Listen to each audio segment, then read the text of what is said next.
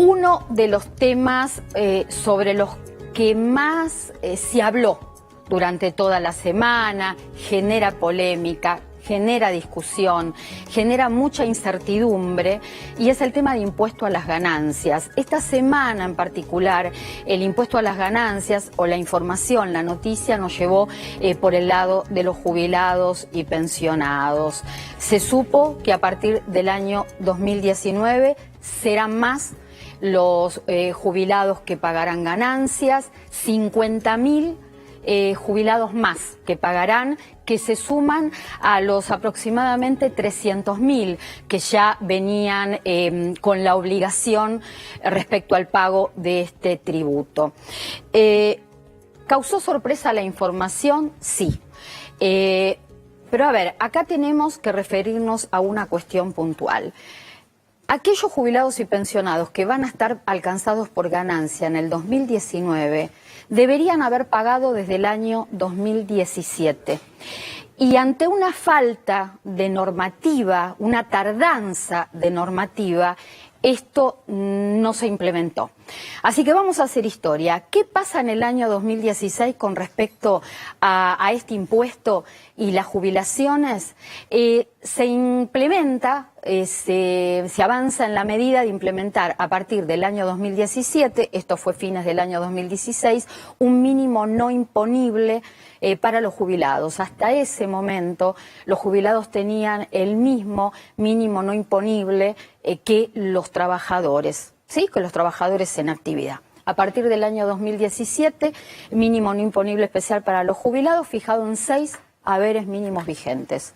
Si lo trasladamos a hoy, esto es 55.854 pesos de ingresos mensuales. ¿Qué ocurrió? Cuando se fija el mínimo no imponible especial para los jubilados en el año 2017, no había normativa. Es decir, que ANSES, que es el organismo de retención, no tenía la posibilidad en ese momento de ubicar a los jubilados por número de CUIL, solo los podía ubicar por número de beneficio. Entonces, ¿qué pasaba? Aquel jubilado que además percibía una pensión, se tomaba lo que se encontraba y no se sumaban las jubilaciones y las pensiones, porque en el sistema no se unían, no había forma de unificarlas, de encontrarlas. Y si el jubilado o el pensionado no llegaba a los 6 haberes mínimos, no pagaba ganancias, pero quizá en ese momento sí llegaba o sí tenía la obligación de pagar si estos beneficios se encontraban en el simultáneo y se sumaban. No se aplicó esto en el 2017, no se aplicó esto en el 2018. En el 2019, a partir de este año, ANSES sí puede ubicar a los jubilados por número de CUIL y ahora sí comienzan las retenciones. Retenciones que no van a ser retroactivas al año 2017 porque esto no fue obviamente responsabilidad de los jubilados. Pero tristemente, al demorarse la normativa, la lectura que se hizo durante toda la semana es que se le cambiaron las reglas de juego a los jubilados que no tributaban tenían que empezar a tributar en el año 2019. Y con este tipo de cuestiones hay que tener cuidado. Hay que tener cuidado porque se hace esta lectura y es una lectura no solamente acompañada de esta significación que se le dio esta semana, sino que también se suma preocupación por parte de los jubilados que sabemos que no la están pasando bien, que a la mayoría de los jubilados no les alcanza para cubrir la canasta básica y que además estar obligado a pagar ganancias es un problema adicional que profundiza el bolsillo. Vamos a hablar de todo este tema, lo vamos a hacer, por supuesto, con un tributarista, como corresponde, porque el 31 de marzo es una fecha clave para trabajadores y también para jubilados. Nos acompaña Iván Sasovsky. Gracias por venir, Iván. Gracias por la invitación. Te agradezco enormemente el haber venido y, por supuesto, con Eugenio Semino, titular de la Defensoría de la Tercera Edad. Iván, antes de hablar de impuesto a las ganancias en general y abarcar a todos, sí, a trabajadores y a jubilados, ¿está bien que los jubilados tributen ganancias? Bueno, primero me encantó la síntesis que acabas de hacer porque es muy importante entender en qué situación estamos frente al impuesto a las ganancias. Claramente no es justo y necesario, como el título del programa, cobrar sobre aquellos contribuyentes que no manifiesten una capacidad de pago, ya sean jubilados o trabajadores. Creo que ese es el punto en el que tenemos que detenernos y hablar específicamente de si estos contribuyentes que ahora empiezan a tributar siendo jubilados con un mínimo no imponible más alto, lo están haciendo realmente porque manifiestan una capacidad de riqueza. Si uno ve el mínimo no imponible o el sueldo a partir del cual empiezan a tributar, obviamente estamos hablando solamente del 2% de la masa de jubilados totales que se van a ver perjudicados por esto. Porque lo que hay que entender es que el impuesto a las ganancias se paga sobre el excedente. Sobre el excedente, no sobre los pero mínimos eso no imponibles exacto, mensuales. exacto, se paga sobre el excedente y hay que aclarar algo que también es justo dejarlo bien esclarecido, que es que se va a tributar solamente por la alícuota más baja que establece la tabla, que es del 5%. Entonces, ese es el piso. Con eso se arranca, el 5% sobre lo que exceda a estos 56.000 pesos de sueldo que se establece para un jubilado. Con lo cual el impuesto, la incidencia no es mucha. Todos tenemos quizás el defecto de creer, porque hace un par de años, si bien eran menos la cantidad de contribuyentes que tributaban el impuesto, directamente cuando entrabas a pagar tributabas el 35%, porque no se actualizaban las escalas. Y ahora ¿cuántos años estuvieron las escalas? Que es la famosa tablita de Machinea. Exacto, estuvieron 11 años sin actualizarse. Estábamos a valores de la década del 90. Cada vez que había un acuerdo salarial, una paritaria, la aplicación de ley de movilidad, era más gente la que entraba a tributar y tributaba directamente el 35%. Claro. Ahora estamos hablando de que una persona que ingresa en lo que es la órbita de los contribuyentes que tributan el impuesto, se le puede estar descontando entre 2.000 3.000 pesos sobre el sueldo que supere este mínimo no imponible. Y lo que hay que entender también es cómo es la técnica, más allá de que, perdón, quiero aclarar que vos me hiciste una pregunta, ¿es justo que paguen los jubilados? Es justo que pague la gente que manifieste capacidad de riqueza. Claro. 55.000 o 56.000 pesos, ¿es una manifestación de riqueza? No, la verdad que no. Con una canasta de 26.043 pesos. Y menos para los jubilados que no tienen deducciones personales, claro, como hijos o... Iván, lo que acabas de decir me da el pie perfecto para sumar a Semino, porque es justamente sobre lo que Eugenio Semino insistió toda la semana. ¿Se puede considerar que es rico o que tiene capacidad económica un jubilado que gana 55.855 pesos? ¿Es significativo en cuanto al tema de recaudación? La verdad que es una desvergüenza por parte de un sistema político que no lo toma en consideración. Digo, en términos, y acompañando el comentario y la explicación tan exacta que hicieron ustedes, carece de todo fundamento de racionalidad. Es decir, mi amigo Fontana Rosa diría, como lo dijo en el Congreso de la Lengua en Rosario, que los políticos siguen haciendo pelotudeces. Digo, el tema de un sector que está atravesando una dificultad económica como sector, refiero a jubilados y pensionados, y que se apliquen medidas que inclusive, y vos lo dirás, Iván, desde el punto de vista de lo fiscal, al Estado no le agrega absolutamente nada, no mueve el amperímetro. Porque es una parte de la población que representa en un porcentaje muy bajo. Esta medida representa el 2%, pero también tenemos que plantear algo que, a ver, necesitamos tener un Estado ordenado. No podemos darle la facultad a los políticos para que ellos discrecionalmente, como era en algún momento, opten por... Bueno, eran elecciones, te aumentaban el mínimo no imponible. Claro. O sea, esto es una ley. Una decisión antojadiza de cada exacto, gobierno. De cada gobierno. No. Hoy por hoy eso no pasa. Es decir, estos parámetros se actualizan por un índice que, como todo índice en lo que es el sistema previsional, siempre es cuestionado porque se actualiza sobre un mix entre el RIPTE y el ajuste y la inflación, entonces no termina en distintos momentos de ser lo más justo, pero sí hay que entender que esto es lo que manda la ley. Tienen que ser los mismos diputados los que tienen que cambiar la legislación para que se pueda hacer algo distinto. Pero quiero terminar acá con esta idea, porque de lo contrario estamos quejándonos sobre lo que antes reclamábamos, que generaba injusticias y que a su vez generaba discrecionalidad y poder de fuego con algo tan sensible como es el bolsillo de gente que no llega quizás a fin de mes o que le cuesta mucho.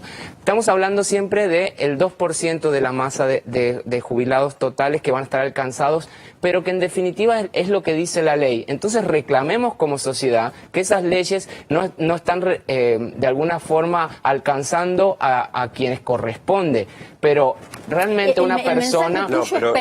Pero el mensaje de Iván se entiende. Tenemos algo más ordenado que lo que regía hace muchos años. No es lo mismo tener una ley que regule a un gobierno que no tenga ninguna ley y decida estas cuestiones de forma antojadiza. Dentro de ese sistema que se está ordenando, porque falta mucho, tenemos un muy bajo porcentaje de jubilados que pagan ganancias. Pero acá voy a Eugenio. Si el porcentaje es bajo, que lo es, y no representa un impacto fiscal que ayude a la recaudación, ¿para qué los gobiernos siguen insistiendo con que los jubilados paguen ganancias? Y compartiendo el argumento de ordenamiento que en realidad no se hace con los propios políticos, no se hace con los propios jueces. Comparto. Los jueces, en nombre de la intangibilidad, no admiten que se le cobre sobre sus propios sueldos. Comparto, pero no se puede tener doble estándar. Pero voy a eso. Desde hace varios años, inclusive está en conocimiento de la Corte desde 2017, justo coincide con esta medida, la inconstitucionalidad del descuento de ganancias a jubilados. Hay dos fallos, es el caso Calderón y el caso Calderale, que son de la Sala Segunda de la Cámara Federal de la Seguridad Social. Y es más, hoy precisamente se anuncia que la Corte se va a abocar a tratar este tema en particular, por lo cual está planteada la inconstitucionalidad. Habemos quienes sostenemos desde hace muchos años que hay una doble imposición, porque inclusive a ese trabajador se le descontó durante su vida activa. Ahí déjame que te dé un argumento simplemente. Un salario diferido. Pero no es así, porque no se produce doble imposición, porque en el trabajador activo los aportes al sistema jubilatorio son deducibles. En realidad lo que se produce en todo caso es la adhesión de otro derecho, pero no doble imposición. Más allá, que me parece una barbaridad, ¿no? Sí. En este momento que hay empresarios presos por deberle 10.000 millones, 8.000 millones a el propio sistema de seguridad social, y que todavía se está viendo si algún día los van a procesar, los van a condenar y demás, al jubilado de 55.000 pesos se les cuenta, es un disparate. Pero al margen de esto, estos argumentos que estoy señalando no es que se me ocurren a mí, están planteados en fallos de segunda instancia de la Cámara Federal de la Seguridad Social. Entonces, me parece que antes si estuvieron 2 años viendo si se reglamentaba o no la medida, ¿por qué no esperaban que se resuelva la inconstitucionalidad planteada, habiendo fallos de segunda instancia? No es que se le ocurrió a un juez. Pero es un punto interesante. Yo creo que en un escenario como en el que estamos, que se puede decir que el sueldo mínimo, la jubilación mínima es prácticamente una jubilación de emergencia. O sea, 9.309 pesos. Claro, pensar que aquellas jubilaciones de privilegio, porque no pensemos solo en el de 55.000 pesos, o sea, pensemos en aquellas jubilaciones de privilegio que existen en sistemas provinciales, en sistemas nacionales, y que no tributen o no contribuyan para sostener parte de la otra parte del sistema, porque siempre estamos hablando de que el sistema jubilatorio argentino es un sistema en principio colaborativo y de compensación solidario. Me parece un poco pretencioso en el sentido de, hablemos siempre de la magnitud. A ver, a los que tengan una magnitud porque hay jubilaciones demasiado altas en cuanto que paguen. Claramente para mí tienen que estar alcanzados por el impuesto. Sí, pongámonos, pero tenemos que ser ordenados, porque si no parece como si fuera que nada se que todo es negativo y nada se puede avanzar. No lo es, no lo era ni no lo es. Y digo, no es por antipatía con los actuales funcionarios. No, esto no tiene que ver con en realidad, si me descuido hasta por ahí no me parecen tan antipáticos, pero en realidad lo que estamos viendo que toda medida que va apareciendo va afectando al jubilado.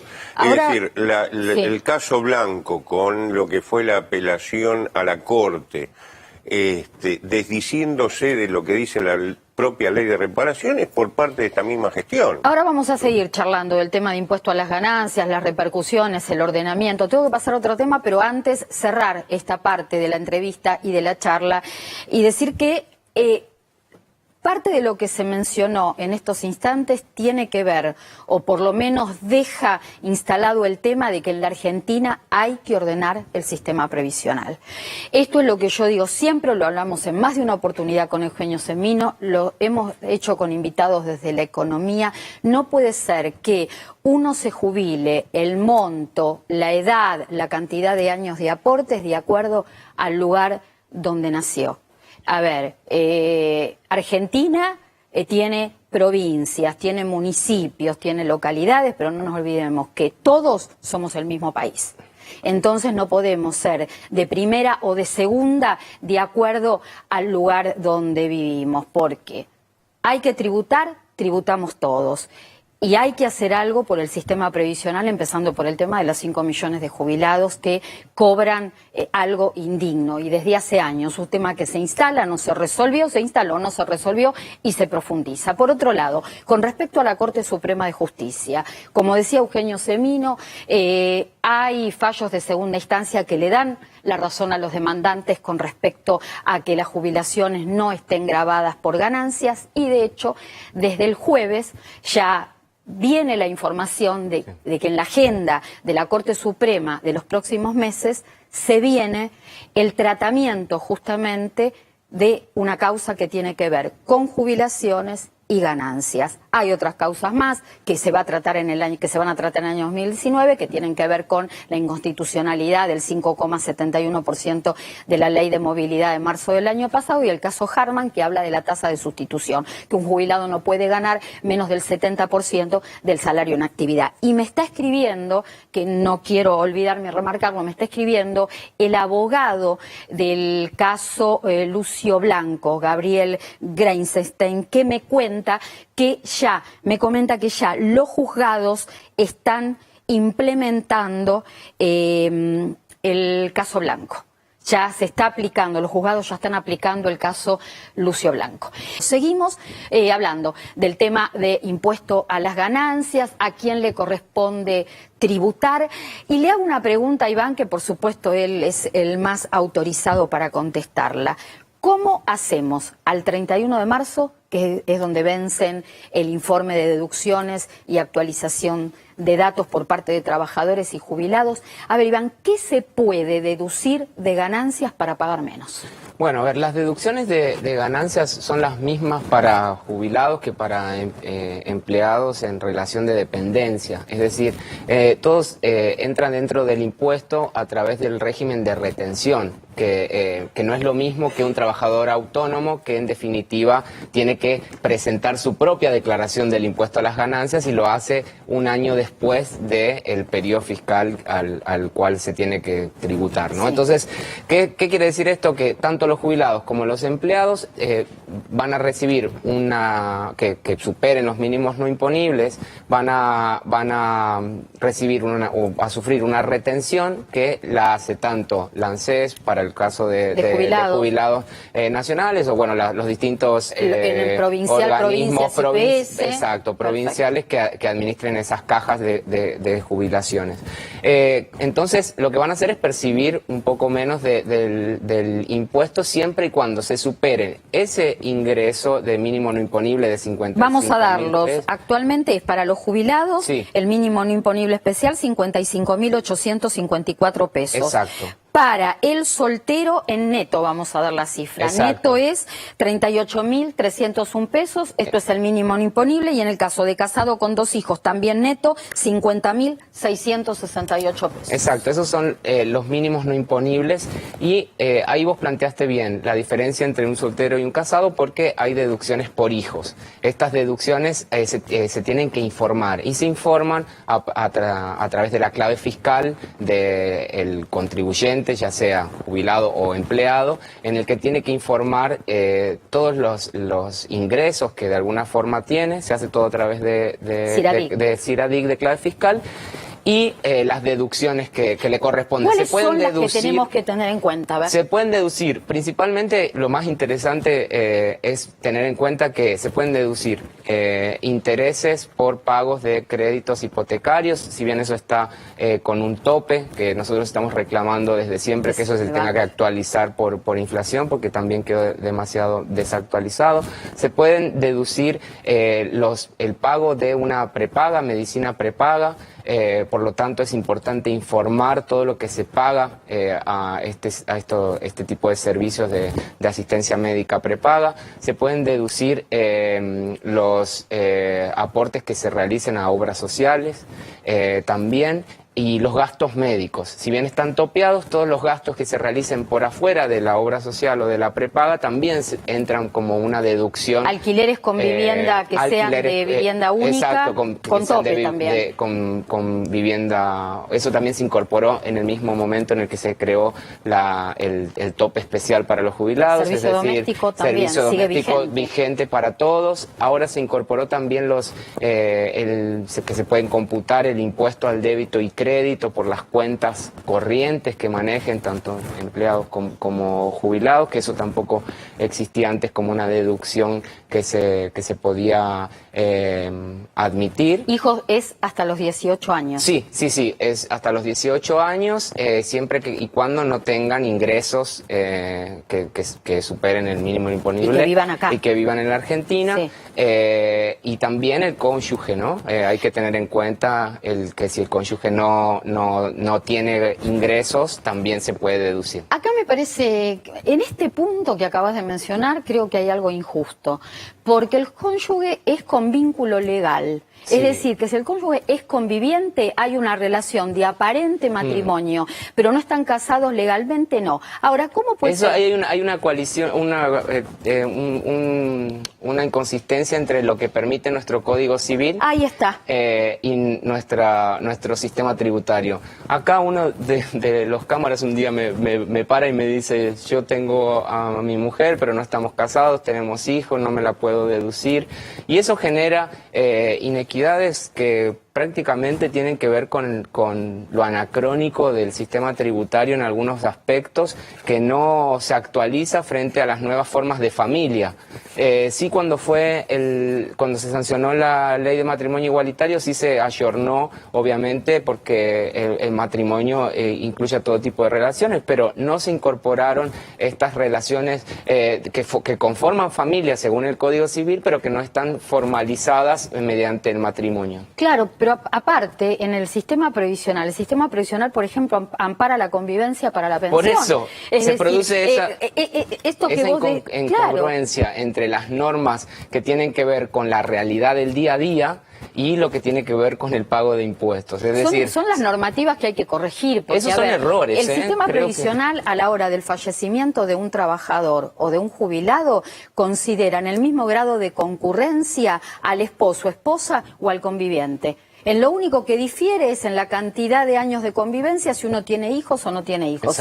Si tuvo con el conviviente hijos, esa convivencia se reduce como requisito a 2 años, si no se tuvo hijos a 5. Entonces creo que ahí la cosa tendría que andar un poco más pareja. Sí, se tendría que formalizar o al menos que sigan las normas tributarias las definiciones de familia que se encuentran dentro del Código Civil, que en ese sentido se ayornaron muchísimo y se incorporaron todo este tipo de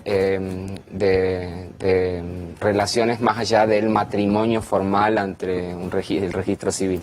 Pero bueno, también es importante aclarar, quería focalizar en el tema de los gastos médicos. Hay gente que por ahí no sabe, hacen un tratamiento con un especialista que no se lo cubre la prepaga y por ahí no piden la factura, y realmente el monto a deducirse por ese concepto es importante a la hora de determinar la retención del impuesto. Lo que pasa es que inclusive, siguiendo todo bueno, primero que es difícil, no es accesible a una persona común poder realizar todo este tipo de trámites, ¿no?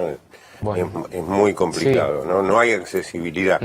Digo, pueden existir las normas y demás, pero en la práctica es muy complicado. Se tiene que recurrir a un contador por otra parte, el mínimo no imponible, cuando se trató la ley, el mínimo no imponible referido a 6 saberes mínimos, hoy quedó ridiculizado por el monto de los saberes mínimos. Claro. Entonces, esto se agrega en términos de quitar legitimidad de que alguien con 56, 57, 58 mil pesos en Argentina hace una exhibición de ganancia o tiene una exposición de ganancia. Es decir, es un disparate. Sí, tenemos que ir cerrando. No, pero yo digo, se le cargan como deberes nada más que a los pobres. Lo que vos contabas de discapacidad, ahí el Estado también es tuerto porque exige todo esto. Si hay pensiones truchas, bueno, que llamen al funcionario que la otorgó y sanciónenlo. Pero, digo, es tuerto, ¿por qué? Porque a estos discapacitados que se le exige tal cual cosa, después no se le provee de medicación, no hay internación, vienen siendo maltratados por los programas de salud. Entonces, caen todos los deberes en un solo sector que es el más perjudicado.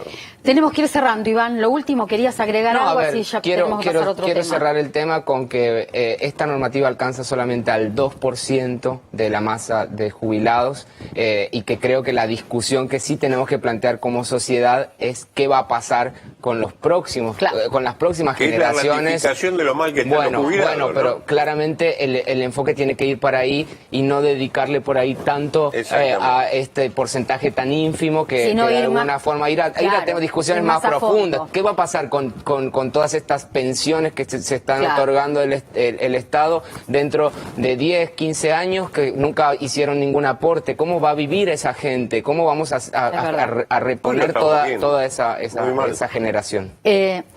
Eugenio Semino nos sigue acompañando. Iván Zasovsky, muchísimas gracias por haber venido. Muchísimas gracias por la invitación. Y me encanta, te lo dije en los pasillos del canal, me encanta que seas tributarista y sepas tanto de seguridad social. Bueno, muchas gracias. Gracias por haber venido a Lo Justo y Necesario. Gracias.